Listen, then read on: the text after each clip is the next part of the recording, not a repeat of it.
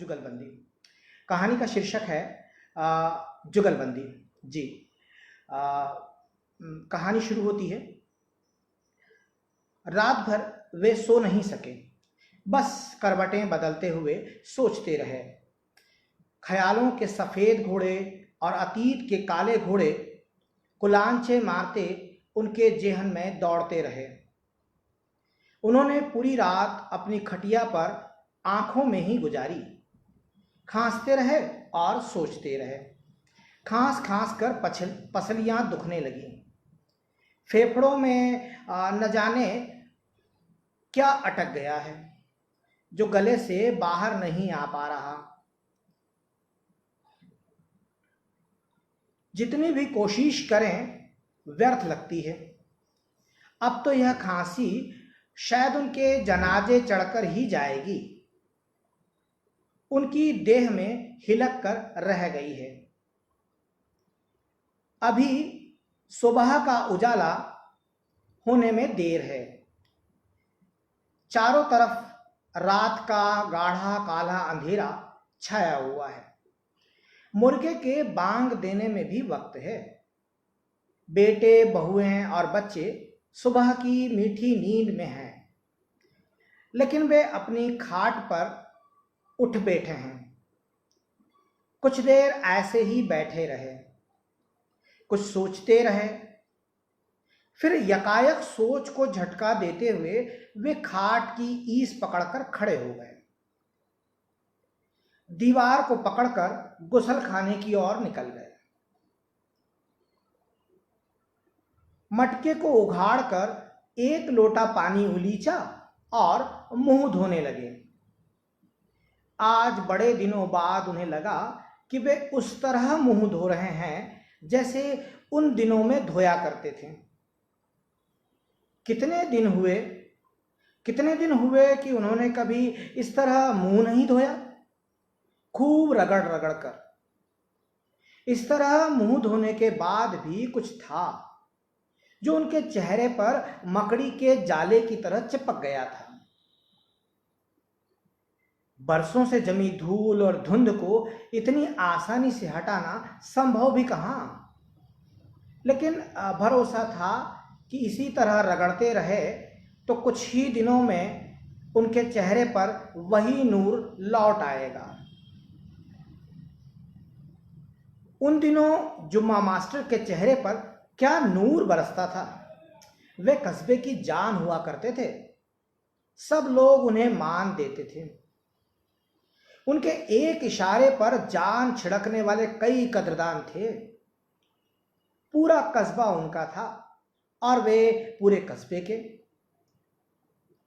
फिर भी इतने सहज कि राह चलते बच्चों से भी बतियाने लगते। उनकी जेब में मूंगफली के दाने और रेवड़ियां भरी रहती।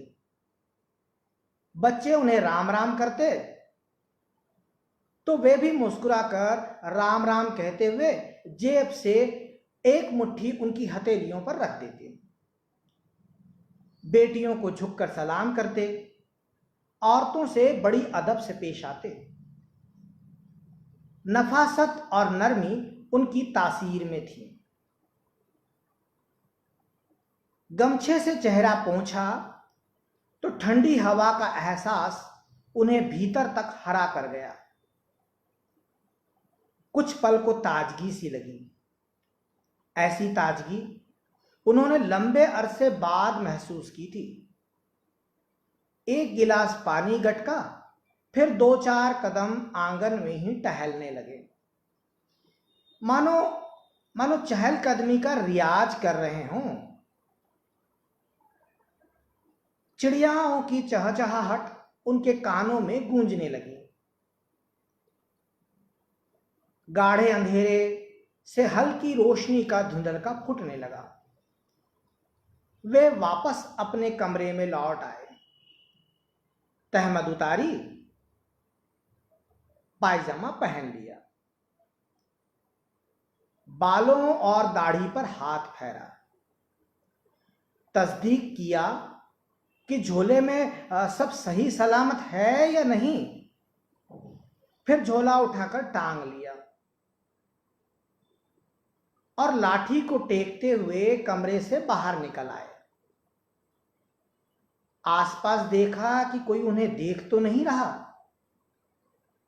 धीरे से आंगन के दरवाजे की कुंडी खोली और दरवाजा भिड़ाकर गली में आ गए।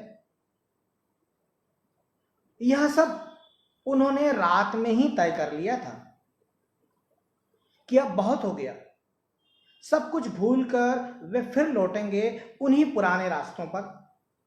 इतना तय करते ही वे अपने को हल्का महसूस करने लगे थे, मानो सिर से कोई बोझ उतर गया हो। एक दौर था जब इस कस्बे को जुम्मा मास्टर के नाम से पहचाना जाता था। पूरे अंचल में उनका बड़ा नाम था। दूर दूर से लोग आते थे। उन्हें साथ ले जाने को लोग चिरौरी करते, खुशामद करते, लेकिन अपनी मर्जी के मालिक थे जुम्मा। मोहब्बत में आ गए तो समझो कहीं भी चले जाएंगे, और मन नहीं तो कहीं नहीं। एक बार नहीं कह दिया तो कोई लाख मनाए रुपयों की थैली सामने रख दे, पर मजाल के जुम्मा अपनी ही बात को काट कर फिर चले जाएं। ठाठ थे उन दिनों के। उनके घोड़े को भी ठंड के दिनों में बराबरी से वे वही उनके घोड़े को भी ठंड के दिनों में वे बराबरी से वही देसी घी की जलेबी खिलाते जो खुद खाते थे। जलेबी खाने के बाद घोड़े की गर्दन पर हाथ घुमाते तो उसकी बड़ी बड़ी आंखें स्नेह से पनीली हो जाया करती। लोग अचरज करते तो वे कहते कि ऊपर वाले ने इसमें भी मेरी तरह ही जान बख्शी है, तो फिर यह और मैं अलग अलग कैसे? जो मैं खाता हूं वही इसे भी खिलाना मेरा फर्ज है। भाईचारे और मोहब्बत को वे खुदा की इबादत से ज्यादा मानीखेज मानते थे। जिंदगी में कभी चींटी को भी दुख नहीं दिया। वैसे तो यह कहावत थी, पर जैसे उनके लिए ही बनी थी। आज वे कई दिनों बाद इस तरह छोटे छोटे डग भरते हुए चौक की तरफ निकल आए थे। दिनों नहीं, कई सालों बाद उनके लिए एक एक कदम चलना भारी पड़ रहा था। सांसें फूल कर उनका रास्ता रोक लेना चाहती थी, लेकिन वे आज किसी कीमत पर थमने को राजी नहीं थे। 60 साल पहले के दिन याद करते हैं तो यादों के रिमझिम फुहारों में भीगने लगते हैं। ठंडी हवा का कोई झोंका आसपास बहने लगता है। दूर तक हरे भरे मैदान और कतारों में खड़े खेत नजर आने लगते हैं। उनके चेहरे का नूर लौटने लगता है। सारंगपुर में अपने नाना से पहली बार उन्होंने शहनाई के सुर सीखे थे और उनमें खो गए थे। नाना अपने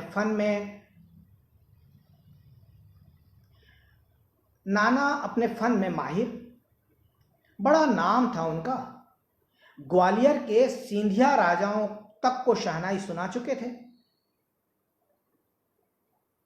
शादी ब्याह में बड़ी बड़ी इक्के गाड़ियां उन्हें लेने आया करती थी। 2-4 बार वे भी उनके साथ गए थे। लोग उन्हें कितनी इज्जत देते थे। खूब आवभगत होती। बिना शहनाई शादी ही कैसी, और फिर शहनाई बजाने वाले उनके नाना जैसे फनकार हों तो बात ही क्या। बाराती ऐसे मंत्र मुग्ध हो जाते कि खाने पीने की सुध बिसरा देते। कई तो उन्हें सुनने ही बारात में चले आते। नाना को लौटते वक्त कलदार की थैली देते हुए दुल्हन के पिता झुक झुक जाते। वे थैली लेकर दुल्हन के पास जाते, कलदार की थैली उसके हाथों में थमाते और झुककर सलाम करते हुए लौट आते। दुल्हन भीगी आंखों से उन्हें आशीष दी, इस शहनाई के सुर हमेशा गूंजते रहें, आपके फन को बरकत मिले। उनकी भी आंखें भर आती। बचपन से ही धुन लग गई, दिन हो या रात बस एक ही धुन। शहनाई को जुम्मा ने अपने दिल में बसा लिया। वे शहनाई के हो गए और एक दिन शहनाई भी उनकी हो गई। 15 साल तक नाना के साथ रियाज करते रहे। सुर पर पकड़ बनी, लेकिन रियाज तो जिंदगी भर चलता है। रियाज बंद तो समझो शहनाई बजाना बंद। इस खोखली नली के 7 छेदों में किस पर कौन सी उंगली चलाना है, कैसे चलाना है, किस छेद से कौन सा सुर बजेगा, कब खोलना है और कब बंद करना है, कौन सा राग कैसे बजेगा, कब कहाँ कितनी फूंक मारनी है और कहाँ कितनी हवा खींचनी है, कहाँ सांस को साधना है और कहाँ फेफड़े को खाली कर देना है, वह उनसे बेहतर कौन जानता। शहनाई बजाते हुए उनके फेफड़े धोंकनी की तरह चलते। उन्हें शहनाई की बारीक बारीक बातों का भी इल्म था। कब कौन सा राग बजाना है, किस प्रहर का कौन सा राग है। कभी भी सोए हुए राग को नहीं बजाया जाता, यानी बेवक्त किसी राग को बजाना ठीक नहीं होता। स्वर और राग उनकी जुबान पर होते थे और दूर से बैठकर वे बता सकते थे कि कौन सा राग बज रहा है। षडज, ऋषभ, गांधार, मध्यम, पंचम, धैयत और निषाद 7 सुर के उतार चढ़ाव उनके बजाने में सहजता से आते। कठिन कठिन सुरों को भी वे पूरे अधिकार से बजाते। एक बात और, वे बीड़ी के बड़े शौकीन थे। रात में भी नींद खुलती तो बीड़ी सुलगा लिया करते। घरवाली चिढ़ती कुड़ती तो वे मजाक करते, बेगम क्यों जलती हो इससे, देखो खुद जलकर कुछ धुआं हमारे आसपास बिखेर देती है। तुम्हारे इस घर में आने से पहले का मेरा इसका इश्क है, और सुनो पहला इश्क कहां छूटता है भला। वह चिढ़कर करवट बदल लेती और वे हंसते रहते। बेगम कहती कि बीड़ी पीने से फेफड़े खराब हो जाएंगे, लेकिन न उन्होंने बीड़ी छोड़ी, न शहनाई और न ही बेगम। वे कहते ये तीनों ही मेरी जान है। बीड़ी, शहनाई और बेगम के साथ सालों साल उनकी बढ़िया संगत चलती रही। कौन जानता था कि बाद के दिनों में ये तीनों ही उनकी दुनिया से बहुत दूर चले जाएंगे। बीड़ी की तलब भले ही नहीं रह गई हो, हाँ बेगम और शहनाई याद आती रहती है, या यूं कहें कि कभी यादों से निकलती ही नहीं। कस्बा उनकी जान में बसता था। उन्हें इससे दिलो जान से मोहब्बत थी। उसकी तंग और टेढ़ी मेढ़ी गलियों से उन्हें बड़ा लगाव था। कई लोगों ने शहर और अन्य जगहों में बस जाने का प्रस्ताव उनके सामने रखे। तर्क दिया गया कि यहाँ शहनाई के ऐसे कदरदान नहीं हैं और वहाँ शहनाई के ऐसे ऐसे कदरदान आपको मिलेंगे कि आपके वारे न्यारे हो जाएंगे। वे हमेशा ही इसे सिरे से नकार दिया करते, कहते कि यहाँ इस कस्बे की हवाओं में संगीत घुला है। फिजा में शहनाई के सुर गूंजते हैं, नदी का गीत, पंछियों की आवाजें, मवेशियों की घंटियों का स्वर, पनिहारिनों की पायल का राग, उनकी खिलखिलाहट का संगीत, लोकगीतों की उमंग, झूमते से पेड़, मंदिर की घंटियों और मस्जिद की अजान के सुर, क्या नहीं है यहां? कितना प्यार पसरा है यहां। हमारी तुम्हारी मोहब्बत की ऐसी जुगलबंदी कहां मिलेगी भला? मैं कस्बा छोड़कर कहीं जाने वाला नहीं हूं, यहीं तुम सब के कंधे चढ़कर ही कब्र में जाऊंगा। मैं इसी मिट्टी से बना हूं और इसी धरती में मेरी मिट्टी भी मिलेगी। क्या हिंदू और क्या मुसलमान, उनके लिए दोनों में कोई फर्क नहीं था। कस्बे में भी किसी को कोई फर्क नहीं था। ईद की दावत पर पूरा कस्बा उनके आंगन में आ जुटता।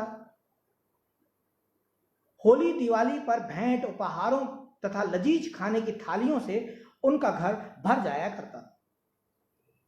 तब वह कस्बा नहीं था, गांव ही था।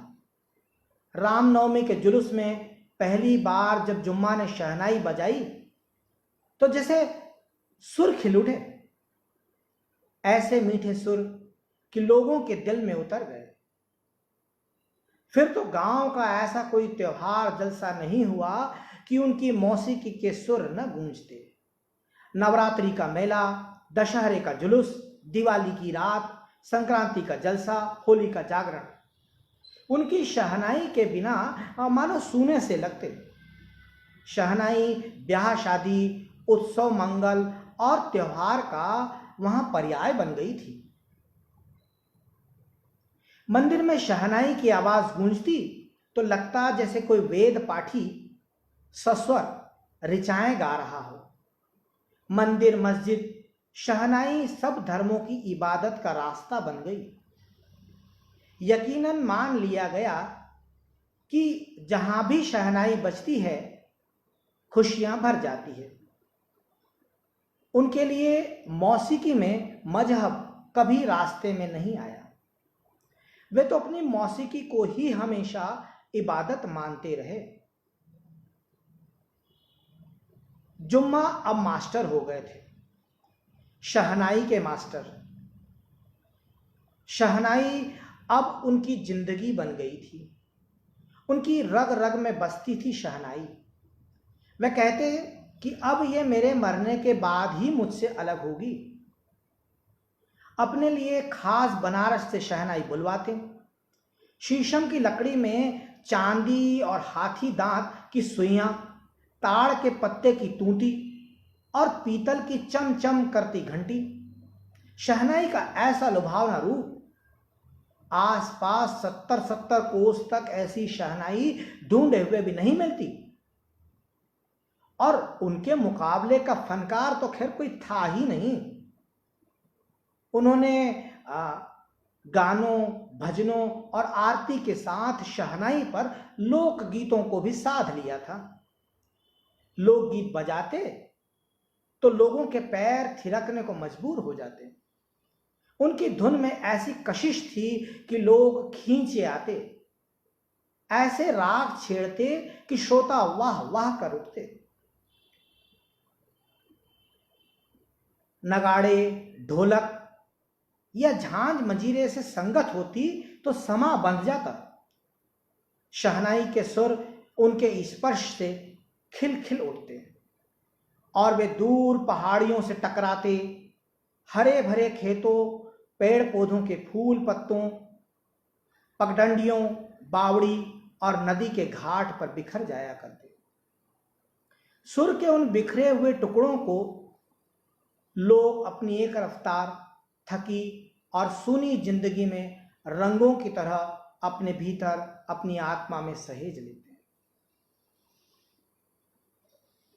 जहां जाते मान सम्मान के साथ इतना मिल जाता कि आराम से गुजर बसर हो जाती, बल्कि पूरे ठाठ से जीते। कभी कोई कमी नहीं थी। हालांकि उन्होंने कभी पैसों के लिए नहीं बजाया। वे कहते कि दुनिया की दौलत एक तरफ और मेरी शहनाई एक तरफ।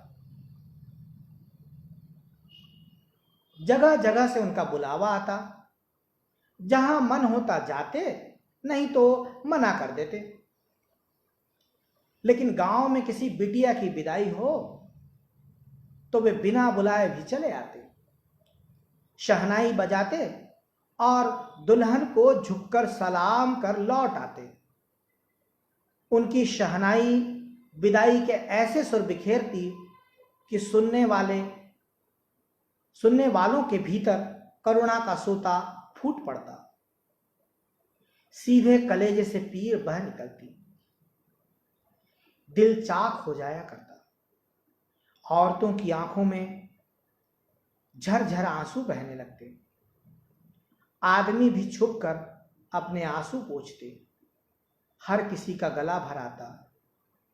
इतनी मर्म स्पर्शी शहनाई खुद वे भी रुआं से होठते। नाना की शागिर्दी में मिली यह परंपरा भी उन्होंने किसी धरोहर की तरह संभाल ली थी। कभी किसी बेटी की विदाई में उन्होंने शहनाई बजाने के नाम पर 1 रुपया तक नहीं लिया। आज वे अपने घर से कुछ तय करके निकले थे और उनका गंतव्य अभी दूर था। देह भर की ताकत को समेटे वे चले जा रहे थे। सांसें उखड़ने लगी थी। खांसी का एक जोरदार ठसका उनके फेफड़ों से उठा और उन्हें चौक में पीपल के ओटले पर बैठ जाना पड़ा। कुछ देर लगातार खांसने के बाद उन्होंने खंखारते हुए गला साफ किया और बलगम थूका। इस जतन में उनकी पेशानी पर पसीना चुहचुहा आया। उन्होंने पसीने की बूंदों को अपने कंधे पर पड़े काली और सफेद चौकड़ी वाले गमछे में समेटा और वे उठने लगे, लेकिन शरीर जवाब दे गया। वे वहीं बैठकर कुछ देर सुस्ताने लगे। पीपल भी उन्हीं की तरह गांव का पुरखा। उन्होंने देखा इधर के सालों में चौक की पीपल के नीचे इस ओटले पर सिंदूर पुते कुछ पत्थर रख दिए गए थे। उन्होंने पहले वहां कभी ऐसे कोई पत्थर नहीं देखे थे। हां, शाम के वक्त कुछ बूढ़े जरूर वहां बैठकर तेजी से बदलती हुई दुनिया के बरक्स इस कस्बे में होने वाले बदलावों को देखते रहते थे। बदलती हुई बाइकें, चाल ढाल, रहने सहने के ढंग और बदलते हुए रिश्तों को। कस्बे में सुबह सवेरे के कामों की हलचल शुरू हो गई थी। चौक से इक्का दुक्का लोग गुजरने लगे थे। कुछ लोगों ने उन्हें देखा तो वे भौंचक रह गए। उन्होंने गौर किया कि लोग उन्हें अजीब सी नजर से देख रहे हैं। इस नजर में वह अपनापन नहीं था, अपरिचय भी नहीं था। उनकी नजरों में विस्मय के भाव थे, मानो उन्होंने किसी जीते जागते इंसान को नहीं, किसी भूत प्रेत को देख लिया हो। इतने सालों बाद उन्हें लगभग लोग भूल ही चुके थे या भूलने की कगार पर थे। उनके लिए वे भूत ही हो गए थे। इसी जमीन के होते हुए भी वे वहां से किसी भूत की तरह बीत चुके थे। यह प्रेतों को कंधे पर ढोते रहने का समय नहीं है। चौक पर उनकी मौजूदगी किसी अजूबे की तरह थी। लोग उन्हें आंखें फाड़ कर देख रहे थे। हर कोई अपने भीतर तस्दीक कर रहा था कि यह बूढ़ा जुम्मा ही है या कोई और। दिखता तो वही है और भेषबाना भी उसी की तरह का, चेहरा और आंखें भी वही की वही। खोपड़ी पर धुनी हुई रुई की तरह सफेद बालों की बारीक सी परत, मूंछों से मिली हुई लंबी सी दाढ़ी, लंबी नाक, बड़ी बड़ी भूरी आंखें, चौड़ा कपाल, लंबा कद, सफेद कुर्ता पायजामा और पैरों में चप्पलें। भला जुम्मे के सिवा और ऐसा कौन हो सकता है? वहां के लोगों ने उसे बचपन से पल पल बढ़ते हुए देखा था, और 20-25 साल के वक्फे में क्या किसी को भुलाया जा सकता है? लेकिन जुम्मा तो कितना असहज होता है अपने ही कस्बे के लोगों की औचक निगाहों से खुद को देखा जाना। वे भीतर तक सिहर उठे थे। एक पल को लगा कि लोगों की आंखें उनके भीतर तक भेद रही हैं, भेद नहीं, दहका रही हैं। उनके भीतर भी एक आंच कई बरसों से दबी पड़ी थी। इतने ही असहज वे उस दिन भी हुए थे, भीतर तक टूट गए थे। उनके साथ ठीक वैसा ही हुआ था जिसे आप समझें कि हमेशा से कठोर जमीन जिसे समझते रहे हों और किसी पर अचानक व किसी बुलबुले की तरह धंस जाए।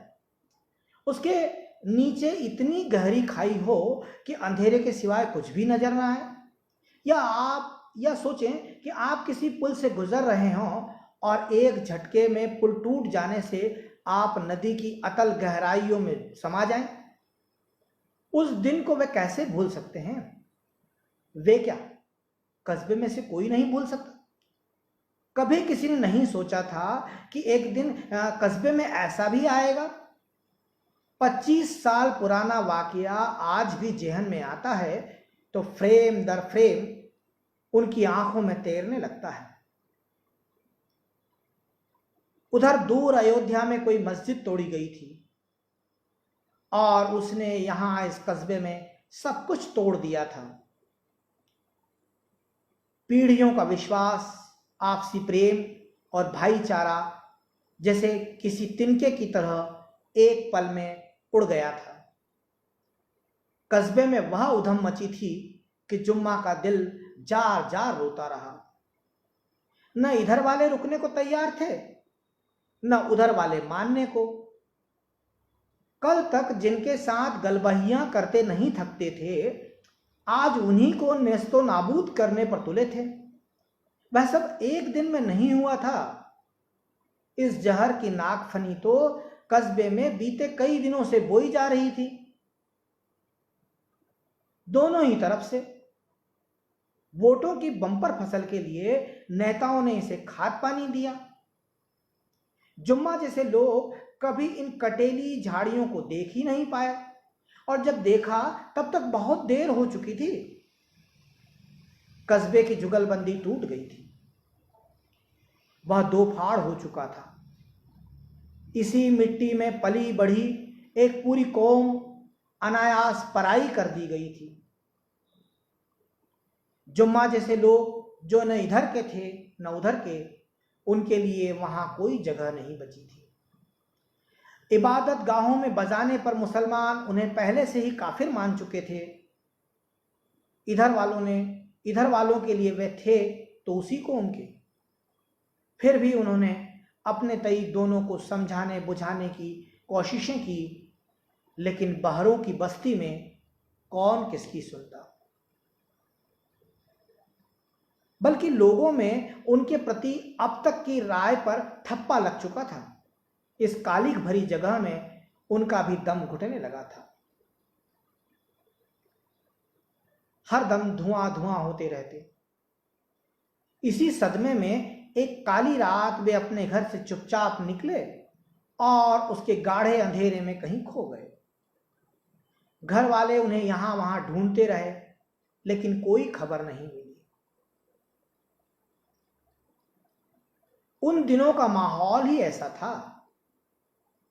लोगों ने सोचा और फिर मान लिया कि वे कहीं मार दिए गए।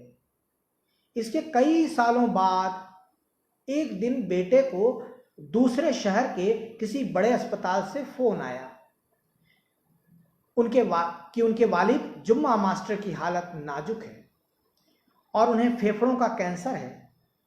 खबर मिलते ही पूरा परिवार अस्पताल पहुंच गया। परिवार की तीमारदारी और डॉक्टरों की मेहनत से वे कुछ ठीक होने लगे। हालत थोड़ी संभली तो डॉक्टरों ने कहा कि उनकी बीमारी इस स्टेज में पहुंच चुकी है कि अब वे पूरी तरह ठीक तो नहीं हो सकते, लेकिन हाँ, इन्हें घर ले जा सकते हो। खासकर इनके फेफड़ों का ध्यान रखें। बीड़ी और शहनाई दोनों से दूर रहें तो जिंदगी के कुछ महीने और बढ़ सकते हैं। वे लौट तो आए, लेकिन अब वहां उनका मन नहीं लगता। रह रहकर भीतर 25 साल पुरानी यादों का कोहराम उमड़ता और वे घुटन सी महसूस करने लगते। अब कस्बा भी बहुत बदल गया था। घर वाले उनकी कमजोरी के कारण उन्हें कहीं आने जाने नहीं देते और यहां उनसे कोई मिलने भी नहीं आता। शुरुआत में कुछ लोग आए भी, पर खबर पूछकर चलते बने। डॉक्टर की सख्ती पर घर वालों ने बीड़ी और शहनाई दोनों ही छीन लिए। कई महीनों तक अपने एकांत में वक्त गुजारते रहे। खैर, उन्होंने अपनी लाठी को जमीन पर मजबूती से टिकाया, गोया खुद अपनी जमीन पर खड़े होने का साहस जुटा रहे हों। लाठी पर पूरे शरीर का वजन देकर वे खड़े हो गए।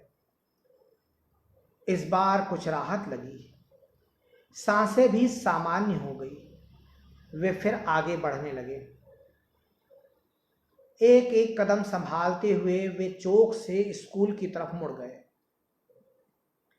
स्कूल के थोड़ा आगे ही कस्बे का नया नया बना मैरिज गार्डन था। लकदक करता नया नवेला सजा संवरा हुआ। बाहर पार्किंग में 4 पहिया और 2 पहिया वाहनों का जमघट था। शादी की चमक दमक और नए कपड़ों में इठलाते लोग। गार्डन की दीवारों पर बल्ब ही बल्ब टंगे थे। जुम्मा मास्टर ने सोचा, रात को यहां जरूर चांद उतरा होगा, रंग बिरंगी रोशनी का। अच्छा है, कस्बा गुलजार हो रहा है। हमें नए का आगे बढ़कर स्वागत करना चाहिए, लेकिन नए को भी पुरानों का ख्याल रखना चाहिए। खैर, उन्होंने अपने विचारों को झटक दिया और सड़क किनारे एक पेड़ के नीचे बैठ गए। वे सोचते हैं, ऑर्केस्ट्रा और डीजे के इस जमाने में कितने पीछे छूट गई यह शहनाई। तेज आवाज संगीत में इसकी भीनी मोहक सुरीली धुन किसे भाती। कभी यह शान थी, आज हमारे बच्चे इसे छूते तक नहीं। वे कहते हैं कि इसमें पैसा नहीं है। क्या पैसा ही सब कुछ है? विरासत कुछ नहीं। नाना के यहां 10 पीढ़ियों से शहनाई बजाने का काम होता रहा, लेकिन अब कोई नहीं बजाता। खुद जुम्मा के शागिर्द अब बैंड के साथ जाते हैं और खाली दिनों में मजदूरी कर बच्चों का पेट पालते हैं।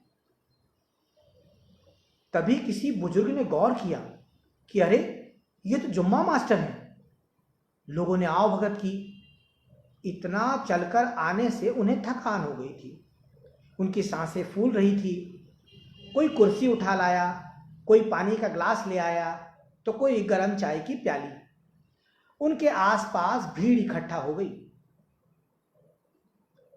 विदाई का वक्त हुआ तो उन्होंने अपने झोले से शहनाई निकाली। शहनाई ने कई बरसों के बाद उनके होठों को छुआ। शहनाई और उनके बीच का प्यार लंबे वक्त के बाद आज फिर हरा हो गया।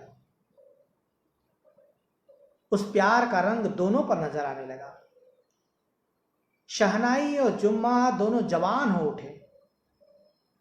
शहनाई ने अपना दुख सुनाया और जुम्मा के अपने रंज थे।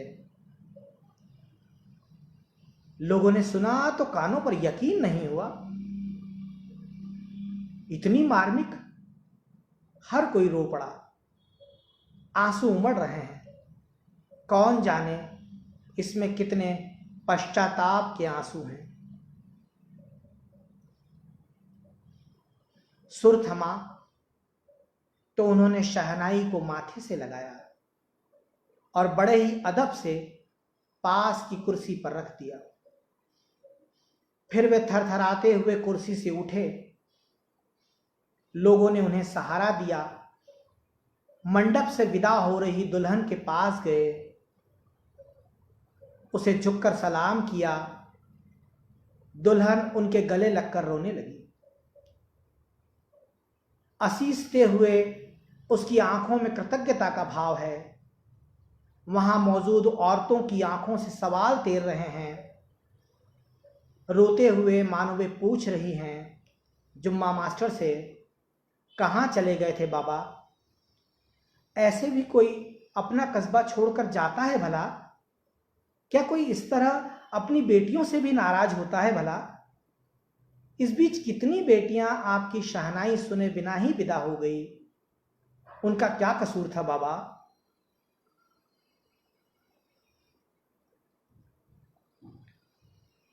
जुम्मा मन में समझ रहे हैं।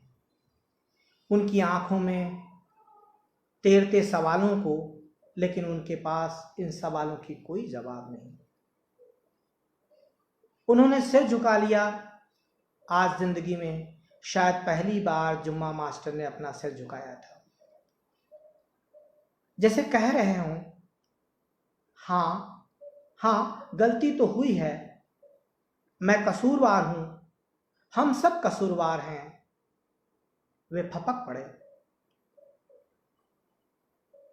उनकी आंखों में उमड़ आई नमी को अपने कुर्ते की बाह से छुपाते हैं। वहां खड़े लोगों के सिर झुक गए हैं।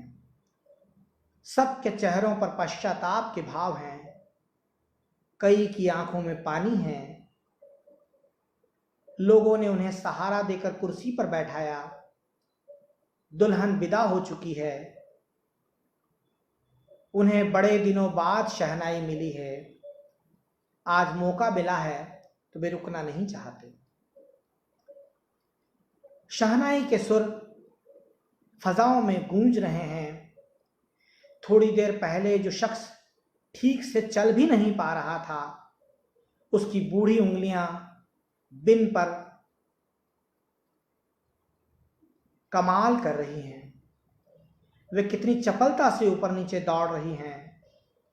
वे बजा रहे हैं जैसे कोई 70 साल का बूढ़ा नहीं, 25 साल का जवान बजा रहा हो। इन सालों में रियाज तो दूर, उन्होंने शहनाई को छुआ तक नहीं था, लेकिन आज तो वे खो गए थे। अपना दिल चीर कर बजा रहे थे। आवाज शहनाई से नहीं, उनके कहीं भीतर से आ रही थी, शायद उनकी आत्मा से।